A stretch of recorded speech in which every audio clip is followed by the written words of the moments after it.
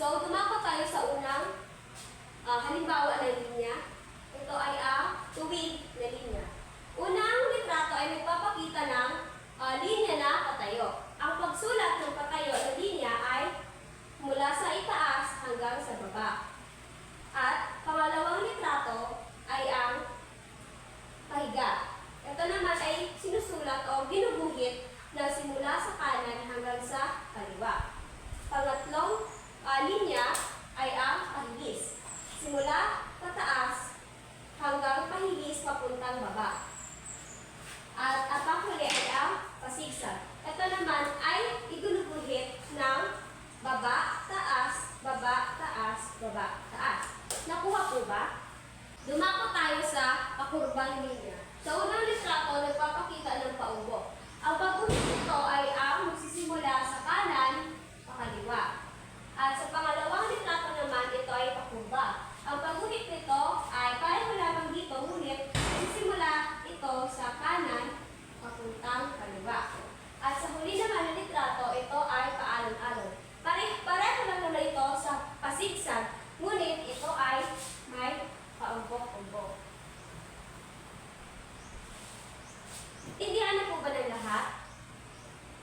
So, ngayon, mayroon akong inihandang aawitin at ito po ay ating kakantahin. Narito sa aking likuran ang kopya na pinamagatang 10 mga daliri. Alam niyo po ba ang kantang 10 mga daliri? Okay. Aking kakantahin at inyong susundan. At handa na ba ang lahat? Okay. Mula na natin. 10 mga daliri, kamay at paa, 2 tenga, 2 mata, ilong na maganda, kalilinis ng ngipin, masarap kumain, tila maliit, nagsasabing huwag magsinungaling. Palakpakan, mahusay.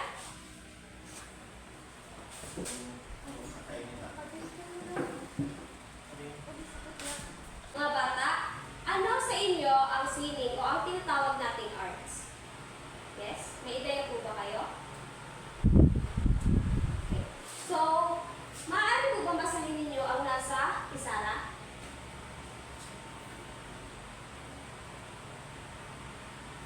Ang sining ay isang ekspresyon o paggamit ng malikhaing kakayahan o imahinasyon ng mga tao. At may dalawang uri ang sining. Ito ay ang natural arts at ang man-made arts. Ang halimbawa naman ng natural arts, ito ay ang mga nakikita natin sa ating paligid tulad ng bahay, puno, mga bulaklak.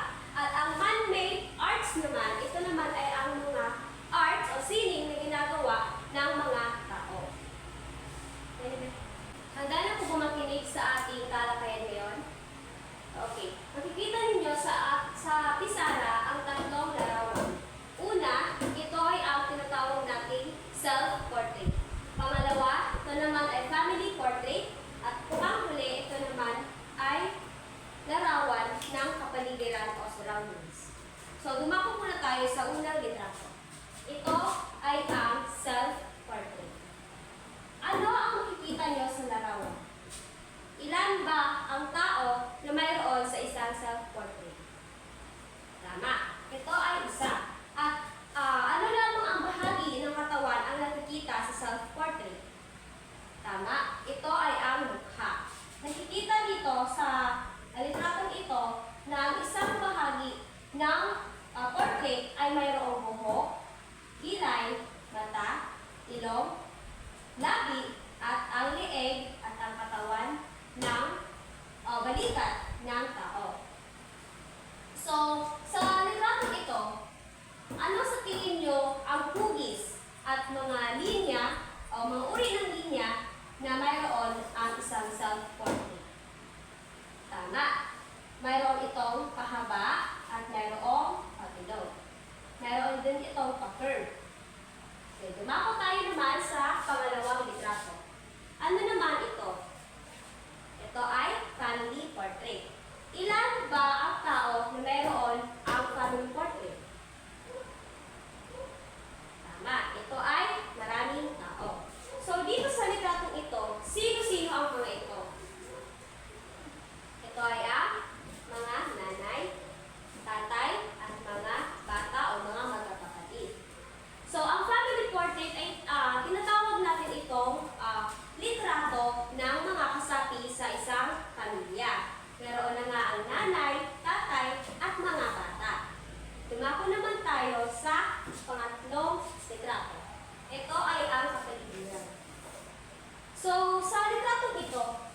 ano ang inyong makikitang mga hugis at mga linya sa kapaligiran. Hindi lang dito sa litrato at sa inyong mga nakikita. Ano-ano ito? Merong tama, may araw, at ang hugis nito ay bilog. Meron din bahay na ang hugis ay patatsulok. At meron ding mga ilog na pahaba ang linya. Ngayon, hahatiin ko kayo sa dalawang pangkat. Sa unang pangkat, itong hanay, at pangalawa naman na pangkat ay ditong hanay. So, group 1 at group 2. So, ngayon, gagawa tayo ng isang self-portrait. Dito nyo isulat, ibubuhit ang inyong self-portrait. At pagkatapos doon, ay bibigyan ko kayo ng panahon o oras upang i-explain o ipaliwanag ang inyong mga self-portrait. So, bago yan, tuturuan ko muna kayo kung paano ang pagbuhit ng self-portrait. Ngayon, tuturuan ko muna kayo kung paano ang paggawa ng self-portrait. So, unang step ay ang paggawa ng ulo. So, ang paggawa ng ulo ay pabilog. At meron naman siyang isang bahagi o parang parts ng ulo na pabelo haba. Pag sinabi natin na belo haba, ito ay pabilog na pahaba. Sunod ay ang kilay. Paano po ba ninyo gawin o iguhit ang kilay? Tama. Papuntang kanan to kakaliwa. At ano namang hugis ang paggawa ng kilay? Ito ay tama. Ito ay pa-curve o paupo.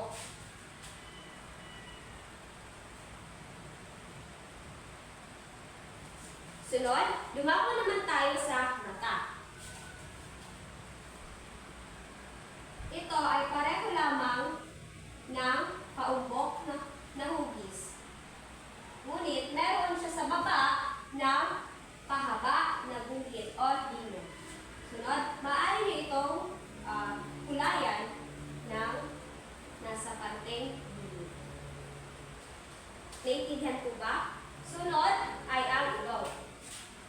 Ito ay palihis at papuntang kaliwa. O, ayan. Kita po ba? At sunod naman ay ang labi.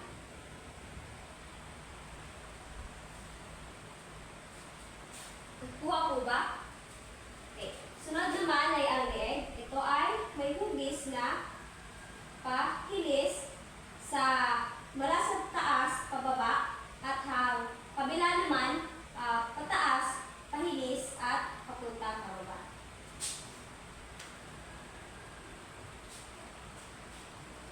At ang huli naman, dumako na tayo sa huli, at ang balikat. Ito ay may pakurba o pa-curve na part, aparte ng katawan ng tao.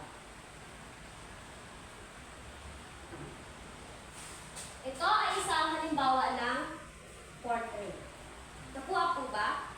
Bibigyan ko kayo ng 2 minuto upang gumawa ng inyong self-portrait. At pagkatapos doon, ibahagi ninyo na isang representative o representar upang ipakita kung ano ang inyong ginawang self-portrait. So, sa ating kabuuan na ginawa sa araw na ito, ito ay ang sinasabi na ating tawag natin portrait.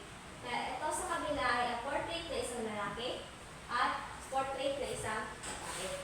So, ang portrait ay kabuuan siya ng mukha.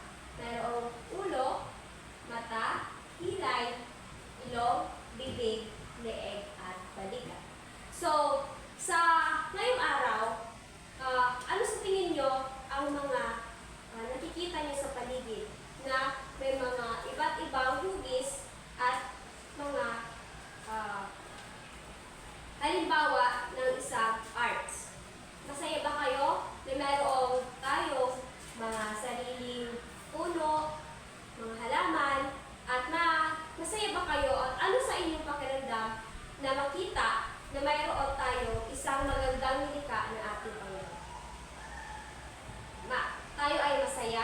sobrang nagpapasalamat dahil meron tayo nito, meron tao, merong bagay, merong mga hugis at mga kulay ang ating kapaligiran. Para sa inyong activity, gumawa ng inyong sariling portrait. Ito ay individual na activity. Pagkatapos ay ipakita ito at ipagmalaki ang inyong ginawang portrait sa inyong mga klase. Una ay ang pangalan, dito naman ang inyong portrait, at lagay niyo na lang dito ng inyong pangalan. At sa paggawa ng portrait, kailangan din natin ng rubrics o pamantayan. So, dapat ang inyong gagawin na portrait ay nakagawa kayo ng isang buong portrait. Ito ay mayroong ulo, mata, ilong, bibig, leeg at balikat. So, pangalawa naman ay naipapakita sa ginawa ang iba't ibang uri o ng mga linya at hugis. At pangatlo naman, ito ay malinis, maayos, maliwalas ang pagkakaguhit. At huli naman ay naipagmamalaki nito portrait ko yung ginawa sa inyong mga kaklase. Kabuuan ng puntos ay mayroong 20 na puntos. Maaari nyo na pong gawin ang inyong activity. At sana naintindihan nyo ang